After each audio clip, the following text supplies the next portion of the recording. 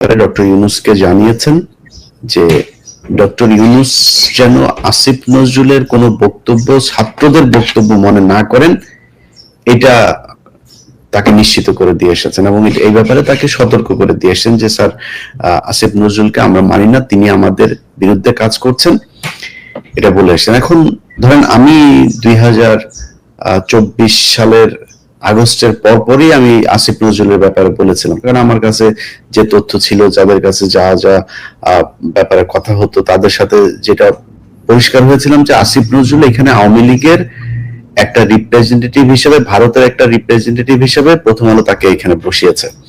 এখন আমরা ধরেন 5 তারিখের আগে কিন্তু সবাই দিশেহারা, কে কি করবে, কি হবে, হাসিনা যে যাবে কি যাবে না, কারোর কোনো প্রস্তুতি ছিল না, থাকার কথাও না। ভারত কিন্তু ঠিকই এই ওয়াকার থেকে শুরু করে সেনাবাহিনীর কয়েকজনকে নিয়ে, আসিফ নজরুলদেরকে নিয়ে দফায় দফায় বৈঠক, কি হবে, কিভাবে কি করা হবে, প্রথম আলো এদেরকে বসানো হয়েছে যে কিভাবে সরকার চলে গেলে কারা কোথায় আসবে। তারা কিন্তু সেভাবে তাদের প্ল্যান ওয়েতেই কিন্তু সেটা করেছেন। এবং তখন যদি আসিফ নজরুলকে নিয়ে যখন আমি কথা বললাম, পরবর্তী সংস্কারটা কি, মানে এখান থেকে আমি আলোচনাটা শুরু করি। এখানে আমি আজকে একটা এপিসোড করেছি আর কি, মানে আওয়ামী লীগ নিষিদ্ধের প্রশ্নে আমরা আমাদের চিন্তাটা সলিড ছিল না।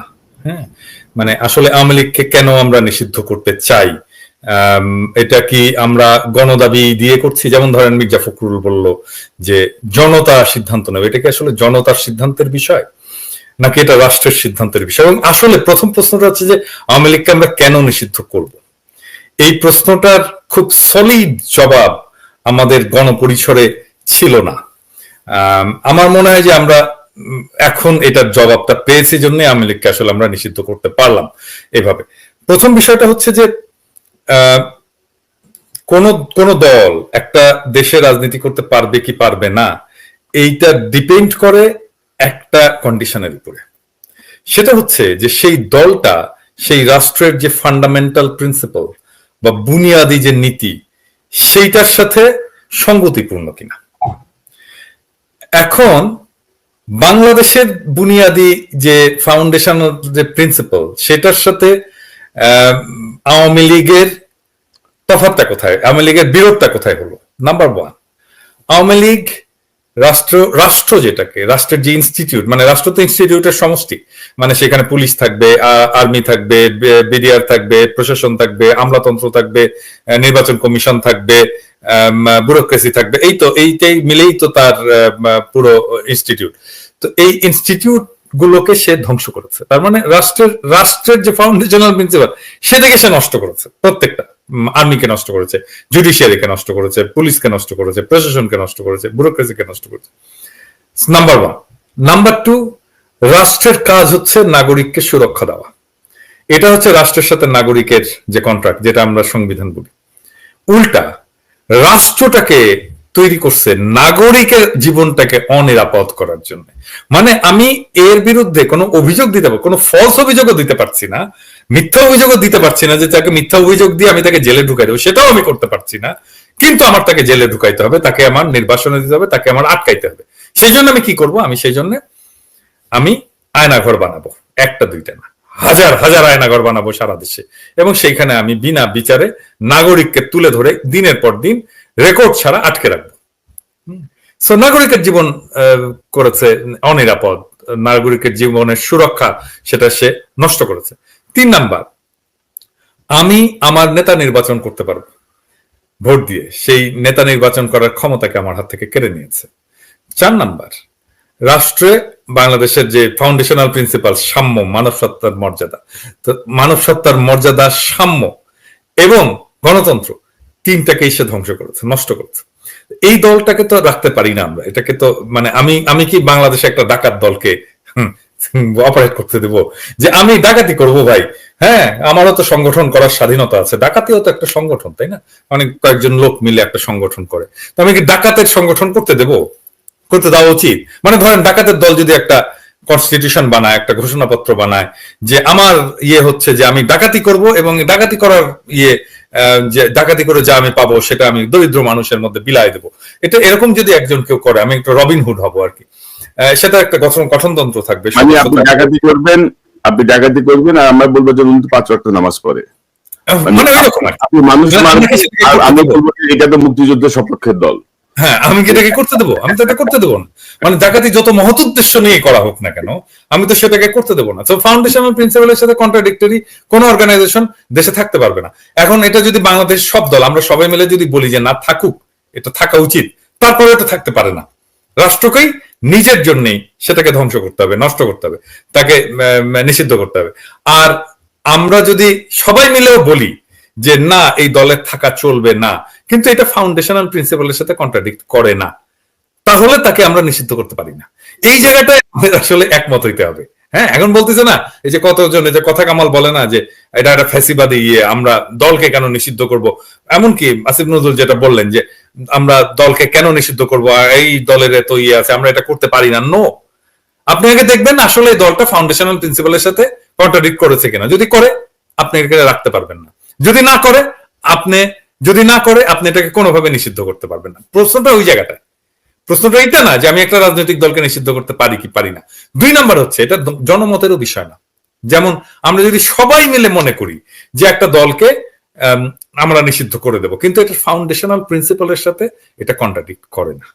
হ্যাঁ, যেমন ধরেন মানে জামাতের নিষিদ্ধ, জামাত যে নিষিদ্ধ করলো আওয়ামী লীগ, জামাতের নিষিদ্ধ করাটা কি এটা কি বৈধ? এটা কি করতে পারে? সে পারে না। কারণটা হচ্ছে জামাত রাষ্ট্রের ফাউন্ডেশনাল প্রিন্সিপালের সাথে কন্ট্রাডিক্ট করে না। মানে তার কাজ মুক্তিযুদ্ধের পর থেকে, তার কাজ 1971-এর 16 ডিসেম্বরের পর থেকে, তার কাজ, তার গঠনতন্ত্র, তার সংবিধান, তার রাজনীতি, কোনো কিছু বাংলাদেশের ফাউন্ডেশনাল প্রিন্সিপালের সাথে কন্ট্রাডিক্ট করে না। সেজন্য আমরা জামাতকে যে নিষিদ্ধ করেছি এটা এক জিনিস না। এবার বোঝা গেছে, মানে ক্লিয়ার হয়েছে বিষয়টা। এই জায়গাটাতে এসে এটা ইভেন রাজনৈতিক দলগুলো এখানে এসে প্রবলেম করছে। আসিফ নজরুল যেটা বললেন সেটাও, আসিফ নজরুল ইভেন এখন পর্যন্ত ওনার ধারণাটা ক্লিয়ার না। কারণ কয়েকদিন আগে উনি বলছিলেন যে সব রাজনৈতিক দল যদি চায় তাহলে আওয়ামী লীগ নিষিদ্ধ হইতে পারে। এখন যদি সব রাজনৈতিক দল চাইলো এবং আমরা দেখলাম যে আওয়ামী লীগ বাংলাদেশের ফাউন্ডেশনাল প্রিন্সিপালের সাথে কন্ট্রাডিক্ট করে না, তাহলে কি আমরা নিষিদ্ধ করে দেবো? করবো না তো। হ্যাঁ, প্রশ্নটা হচ্ছে আওয়ামী লীগকে নিষিদ্ধ হতে হয়েছে কারণ আওয়ামী লীগ বাংলাদেশের ফাউন্ডেশনাল প্রিন্সিপালের সাথে কন্ট্রাডিক্ট করে, এটা থাকতে পারে না। এই বিষয়টি একটু স্পষ্ট হওয়া দরকার যে এখানে আবেগের বশে কোনো কাজ হচ্ছে না। এখানে যা হচ্ছে সবকিছু যুক্তিবদ্ধ ভাবেই আমরা কথাগুলো বলছি, আমরা এই দাবিগুলো করছি। এবং ধরেন যে একটা সময় তো 2009 পর্যন্তই নির্বাচনের আগে বিএনপি থেকে আওয়ামী লীগে যোগ দিছে, আওয়ামী লীগ থেকে বিএনপিতে যোগ দিছে, জামাত থেকে যোগ দিছে, জামাতে গেছে। তো এগুলো নিয়ে কিন্তু কেউ কখনো প্রশ্ন তোলে নাই যে না দিতে পারবে না, এটা হবে না। কিন্তু এবারে প্রেক্ষাপটটা সম্পূর্ণ ভিন্ন একটা প্রেক্ষাপট। এই প্রেক্ষাপটে আমরা আওয়ামী লীগকে সমর্থন করা মানে মানবতা বিরোধী অপরাধকেই সমর্থন করা, মানুষের বিরুদ্ধে যে অবস্থান আওয়ামী লীগের ছিল গত 15 বছরে সেটাকে মেনে নেয়া। দুঃখিত। তবে সেটাই না, আরেকটা গুরুত্বপূর্ণ বিষয় হচ্ছে বাংলাদেশ তো রাষ্ট্র হিসেবে এক্সিস্ট করতেছিল না। মানে বাংলাদেশ যে একটা রাষ্ট্র, মানে বাংলাদেশের একজনকে ধরে নিয়ে যায়, সেইখানে ডিজিএফ এর অফিসের মধ্যে তাকে ইন্টারোগেট করে, এটা কল্পনা করা যায়? হ্যাঁ, মানে তাহলে রাষ্ট্র কোথায়? তাহলে বাংলাদেশ রাষ্ট্র নাই আসলে। হ্যাঁ, বাংলাদেশ রাষ্ট্র ভারতের একটা ছায়া অধিকৃত জনপদ হয়ে গেছিল। হ্যাঁ, যা খুশি তাই করতে পারতেছে তারা, ইন্ডিয়া বাংলাদেশের মধ্যে যা খুশি তাই। এমনকি এসে বলতেছে যে রাজনৈতিক দলগুলো বলতেছে তুমি নির্বাচনে যাও, তোমাকে নির্বাচনে যেতে হবে, তাছাড়া জামাত বিএনপি ক্ষমতায় চলে আসবে। হ্যাঁ, এটা এসে ভারতের পররাষ্ট্র সচিব এসে বলতেছে বাংলাদেশের একজন রাজনৈতিক দলের প্রেসিডেন্টকে। হ্যাঁ, তো তাহলে বাংলাদেশের রাষ্ট্র হিসেবে এক্সিস্ট করতেছিল, পুরো রাষ্ট্রটাকে ধ্বংস করে ফেলছিল। এবং আপনি যেটি বলছিলেন মেজর সুমন আহমেদ কিন্তু বিডিআর এর ঘটনার পর প্রথম ব্যক্তি যিনি ডিজিএফআই নির্যাতনের শিকার হন এবং রয়ের দ্বারা ইন্টারোগেটেড হন আর কি, প্রথম ব্যক্তি। আচ্ছা, র কি বলেছিল, পরিচয় দিয়েছিল যে আমি র থেকে নাকি না, এটা আপনি বলছিলেন, বুঝছেন? সুমন ভাই আপনার আনমিউট করেন, সুমন ভাই আপনি আনমিউট করেন। জি, ইন্টারোগেশনের যে পর্যায়টাতে আমি দেখতেছিলাম কন্টিনিউয়াসলি ইংলিশে কথা বলতেছে, বাকি যারা ওই ইমরান ইবনে রউফ আর রাশিদুল আলম দুইজন, একজন পলাতক আর একজন এখনো বিজেপিতে আছে, তারা বাংলায় কথা বলতেছে, আর বাকি দুইজন যাদেরকে আমি কাউকে দেখতে পাচ্ছি না তারা ইংলিশ, এবং বাট আমি একটু বুদ্ধি করে বাংলাতে রিপ্লাই গুলা দিচ্ছিলাম। তখন দেখা গেল পজ, মানে আমি বাংলায় বলতেছি ওরা তো বুঝতে পারতেছে না। তখন ডিজিএফ এর যে ডেস্ক অফিসার সে সেগুলোকে সম্ভবত ইন্টারপ্রেট করে দিতেছিল, ওই জন্য পজ আসতেছিল। আর আপনি তো দাদা ইন্ডিয়ানদের যে অশুদ্ধ ইংলিশ ডডা করে সেটা আমরা সবাই অভ্যস্ত।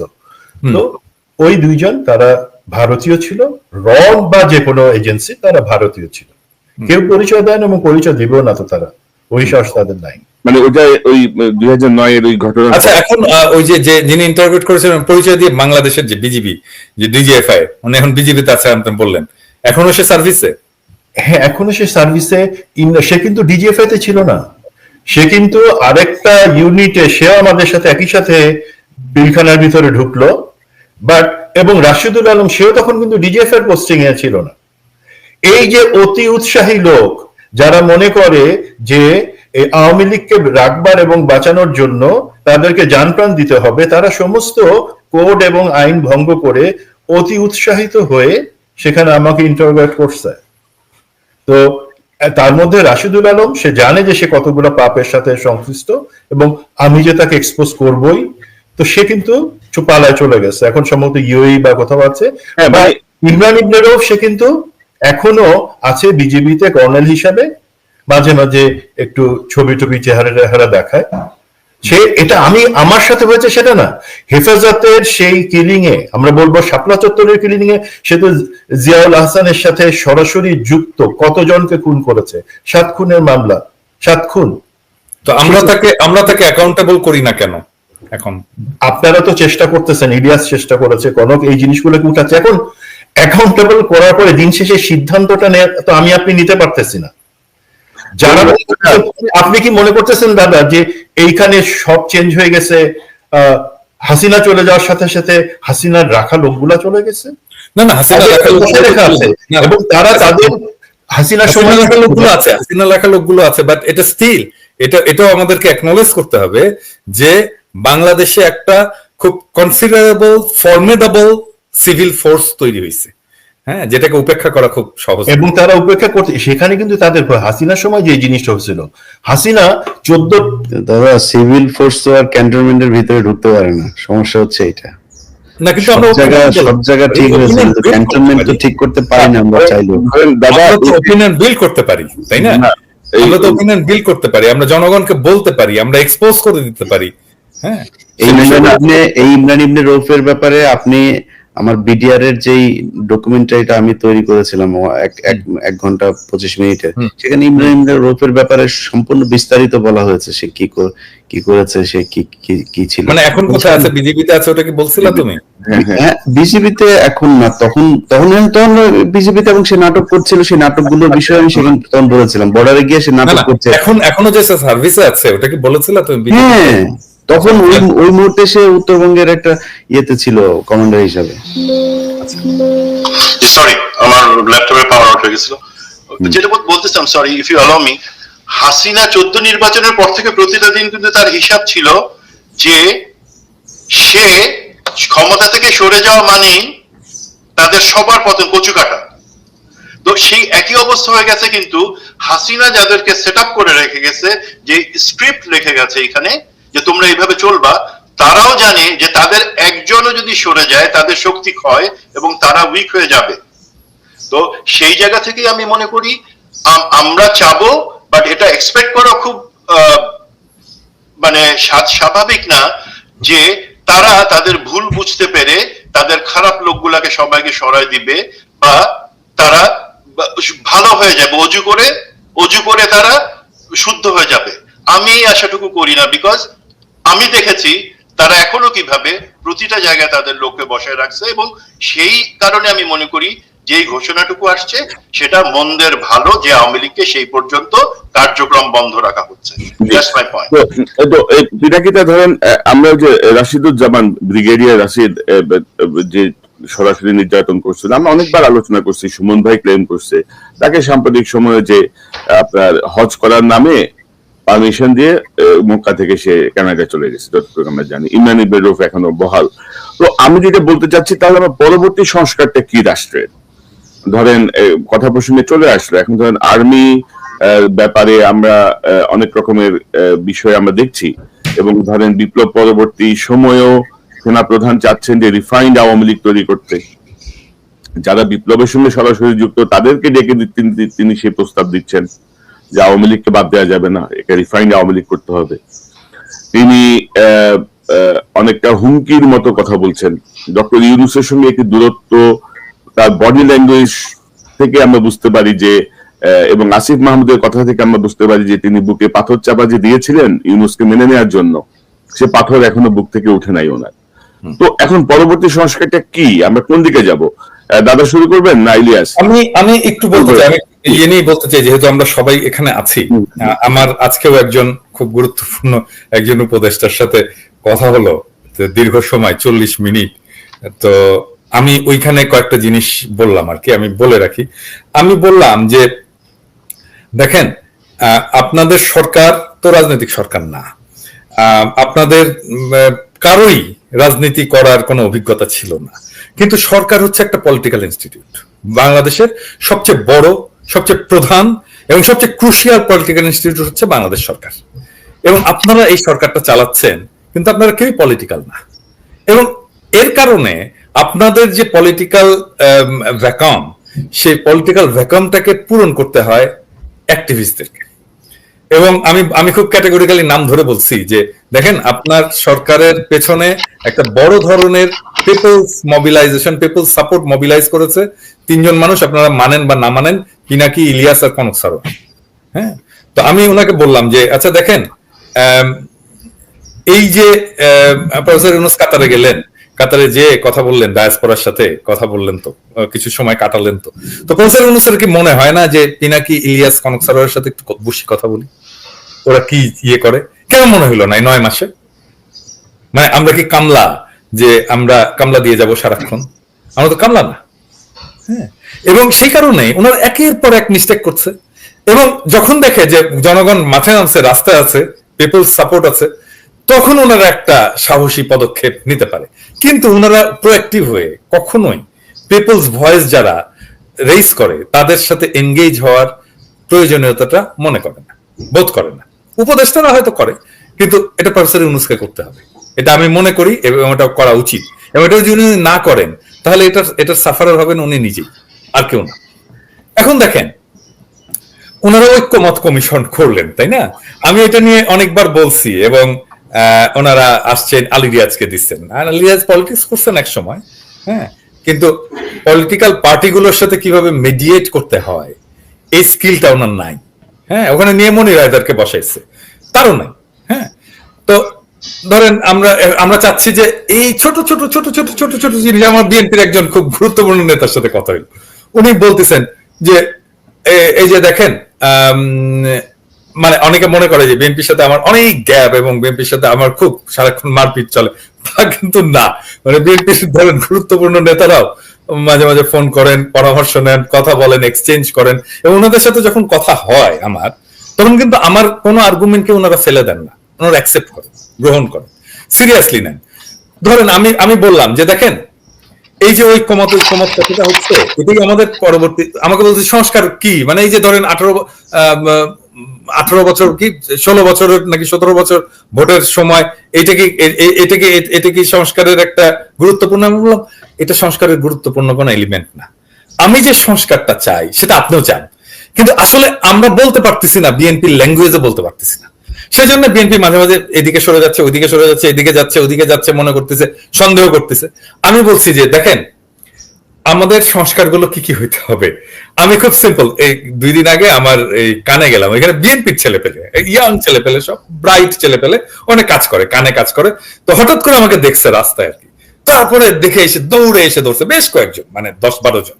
হ্যাঁ, তো এসে বলতেছে যে দাদা এরকম আমরা বিএনপি করি, আমরা আপনার ইয়ে শুনি, কিন্তু মাঝে মাঝে বিএনপির খুব রাগ হয় আমাদের। আমি বললাম যে আমারও তো হয়, হ্যাঁ, বিএনপি আমাদের রাজপথের এলাই ছিল, আমারও তো রাগ হয়। আমি ওদেরকেই বললাম, ওদের সাথে আলাপ করেই কিন্তু কথা বলতেছি, কথা বলতে বলতে বলতে বলতে ওই জিনিসগুলো চিন্তা করি। আমি বললাম যে দেখেন, আমি যে সংস্কারটা চাই, এটা আমি আপনাকে বলি, এটা বিএনপিও মানবে, কিন্তু এটা বিএনপিকে বলা হচ্ছে না এইভাবে। প্রথম জিনিস, ধরেন আমরা 2024 সালের নির্বাচনটাকে আমরা অবৈধ ঘোষণা করব। হ্যাঁ, তাতে কি হবে? তাতে শেখ হাসিনার সরকারটা দখলদার সরকার হিসেবে ঘোষিত হবে। তাই না? তাহলে কি হবে?